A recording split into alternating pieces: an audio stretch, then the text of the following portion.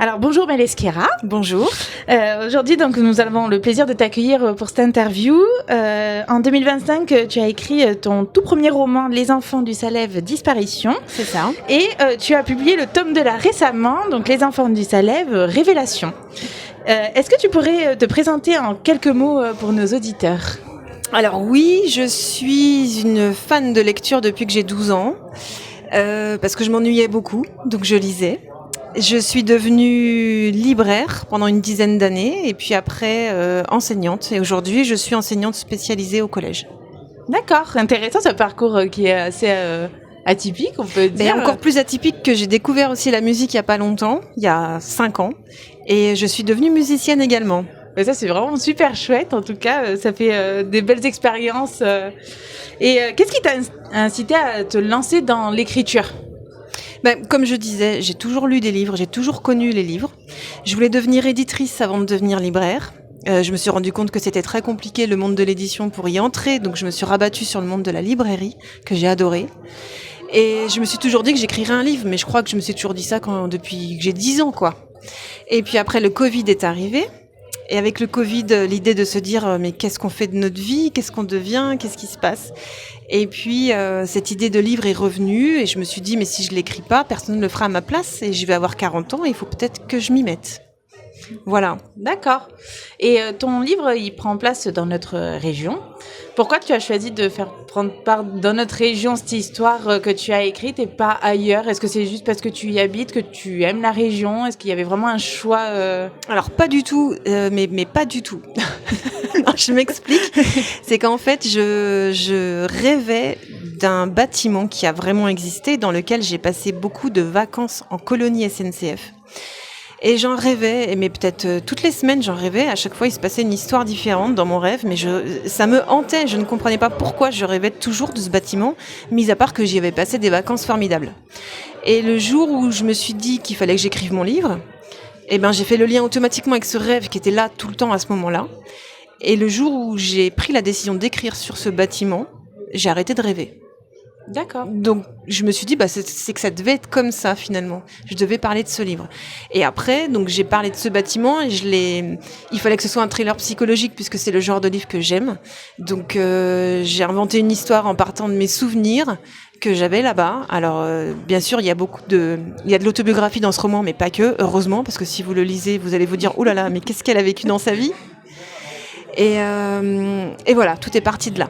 D'accord. Ok. Oui, donc vraiment, c'était vraiment un choix de partir sur un thriller polar psychologique.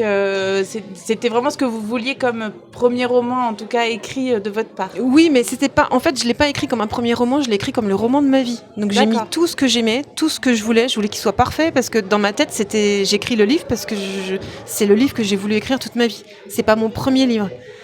Sauf qu'aujourd'hui, je me dis que je vais peut-être en faire d'autres. Enfin, d'ailleurs, j'ai commencé à en faire un autre, mais j'envisageais pas du tout d'en écrire plusieurs. Je voulais, que c'est un accomplissement comme un autre, en fait. D'accord. D'ailleurs, juste, je rebondis là-dessus, parce que dans le résumé, il est écrit, je cite, « Ce premier roman, c'est celui qu'elle a longtemps cherché, celui qu'elle aurait rêvé de lire. Maintenant, il est entre vos mains. » En fait, qu'est-ce que tu voulais dire par là ? Qu'est-ce que tu recherchais vraiment dans tes lectures que tu retrouves aujourd'hui dans le roman que tu as écrit ? Alors, moi, j'aime beaucoup les romans qui parlent d'enfants. J'aime beaucoup les romans où on s'attache aux personnages, comme Tout le bleu du ciel de Melissa d'Acosta, et auxquels on pense encore même plusieurs années après avoir fini le livre. Et j'aime les thrillers psychologiques pour le rythme de lecture et pour le fait de trembler, d'avoir un petit peu peur comme Stephen King. J'aime les univers un peu oppressants comme Tatiana de Ronay. Et en fait, j'ai toujours cherché un livre qui mélange un peu tout ça. Et j'en ai lu plein, et il y en a certains qui se sont approchés, mais qui après déviaient, ça me satisfaisait pas, et je me suis dit, allez, je le trouve pas, je l'écris. D'accord, oui, c'est intéressant pour le coup. Et là, il y a eu un deuxième tome qui est du coup paru là, il y a récemment. On doit s'attendre à quoi dans ce deuxième tome comme suite Mais en fait, c'est toutes les réponses aux questions que j'ai soulevées dans le premier tome. Dans le premier tome, je vous présente les personnages, je les rends attachants, je raconte leur histoire, je pose des problèmes, comme on dit dans l'écriture, et toute la résolution arrive dans le tome 2. En fait, vous avez toutes les réponses. Mais parce qu'au départ, j'ai tout écrit d'un coup, ça m'a pris 5 ans. J'ai écrit ces 700 pages d'un coup. Et l'éditeur m'a dit que je ne pouvais pas publier 700 pages pour un premier roman, que ça se vendrait jamais, que c'était pas possible. Donc on a coupé en deux, mais le livre existe tel quel depuis le début finalement. Donc c'est comme si vous lisiez le premier tome, c'est comme si vous arriviez au milieu du roman finalement. D'accord. Et dans le premier tome, tu as fait le choix de partir avec plusieurs personnages, avec chacun leur histoire, voire même une histoire qui date d'il y a 40 ans. Comment t'es venue l'idée de partir dans des axes si différents pour revenir vers presque un même point finalement En fait, je voulais absolument parler de ce bâtiment dont j'ai parlé tout à l'heure. Je voulais parler de mon enfance et de ce que j'avais connu donc, dans les années 80. Donc je voulais parler de ça. Et je voulais qu'il y ait un écho actuel. Et donc je me suis mise dans la peau de la femme que je suis, la mère que je suis. Et je me suis dit, mais si aujourd'hui je perdais mon fils, s'il avait été kidnappé, s'il avait été perdu, s'il lui arrivait quelque chose, comment je réagirais ? Et j'ai voulu mélanger en fait un petit peu tout ça. Je me souviens même plus comment toutes ces idées me sont venues. C'était il y a tellement longtemps. Mais je sais que je voulais mélanger tout ce que j'aimais. Et j'avais lu un livre, je me rappelle même plus du titre du livre, qui racontait une histoire comme ça qui s'était passée 20, 30 ans en arrière et qui faisait un écho dans le présent. Et je trouvais que c'était fort parce qu'il mettait en scène des enfants et parce que quand on est enfant, on vit des choses et on les appréhende pas de la même manière que quand on est adulte. Il y a des choses terribles qu'on vit et en fait on relativise parce qu'on est enfant, on met ça dans un monde un peu de l'imaginaire. Enfin, je sais pas comment vous expliquer, mais et quand on est adulte, parfois on garde ses cicatrices, parfois on essaie de s'en détacher, parfois on reproduit. On sait pas trop en fait, et parfois on est conscient de rien du tout de ce qu'on fait. Et c'est ce que je voulais montrer aussi à travers ce roman. Et ce premier, ce roman que tu as écrit, parce que du coup les 2 tomes étaient un seul et unique livre de base, ça t'a pris combien de temps pour pouvoir l'écrire ? Comment tu t'y es prise ? Est-ce que tu as fait des recherches ? Est-ce que c'était vraiment venu de pure imagination et de tes souvenirs, de tes rêves que tu avais de toi ou Alors c'est venu de plein de choses. Alors déjà j'ai mis 5 ans à l'écrire. Alors 5 ans parce que je suis enseignante, donc j'ai un métier qui me prend beaucoup de temps. J'ai découvert la musique et je fais partie d'un groupe de musique, donc les répétitions, les concerts, ça prend du temps. Je suis maman, donc faire la vie de famille, vous savez ce que c'est. Donc quand il reste du temps, on écrit. Alors c'est pas forcément la bonne stratégie, mais c'est comme ça que ça s'est passé. J'ai fait des recherches pour certains domaines, des corps de métier notamment que j'évoque. J'ai fait des recherches sur le passé du bâtiment et je me suis rendu compte que ce que je décris dans mon livre, ça correspond à ce qui est vraiment arrivé à ce bâtiment sans que je le sache, parce que j'ai fait des recherches après. Enfin, je sais pas, c'est pas forcément très bien fait dans le bon sens, mais c'est comme ça que ça s'est passé.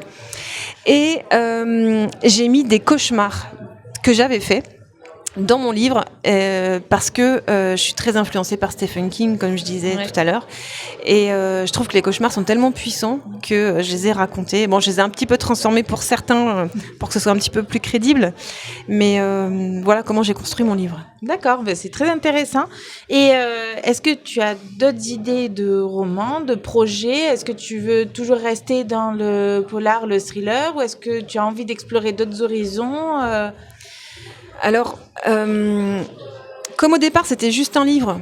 Pour être le livre de ma vie, j'avais pas prévu d'en écrire d'autres, donc je m'étais pas posé la question. Et puis, avec les retours de presse que j'ai eus, j'ai été contactée par un éditeur spécialisé en romans policiers, thriller, et qui m'a dit qu'il serait très intéressé de découvrir mon prochain roman. Du coup, je me suis dit, oh là là, mais je vais peut-être réfléchir à un prochain roman, finalement, et peut-être que je pourrais en écrire plusieurs. Et donc j'ai une idée de roman qui est déjà très avancée. J'ai commencé à écrire les premiers chapitres. Alors bien sûr, je peux pas en parler. Ça reste du thriller psychologique, mais je sens que j'ai envie d'explorer autre chose. Je sais pas encore quoi. Il faut que ça mûrisse. Ça prend tellement de temps à mûrir que je peux pas vous dire encore quoi. Mais oui, j'aimerais bien explorer d'autres choses. Ouais. Bon, en tout cas, on espère pouvoir bientôt le lire, ce fameux roman. Oui, attendez que je l'écrive quand même. Bon, on a hâte de voir ça. Donc, je te remercie pour cette interview. Merci à vous. Et puis, du coup, on peut te retrouver sur le salon du Polar tout le week-end. Oui, venez me voir, j'ai plein de choses à vous raconter. Venez. Et venez nous écouter en musique aussi. Oui, voilà, parce que du coup, tu fais aussi un concert demain soir pour la clôture du salon et tu fais une lecture musicale ce soir. Voilà. Donc, on a hâte de découvrir le chapitre de ton roman en musique. Merci. Et d'écouter, un petit peu de concert de musique pour la clôture. Donc, venez nombreux Et puis, on vous attend. Emile Escara vous attend aussi pour Au vous Salon parler du de Polar. son livre. Voilà. Merci à vous, merci.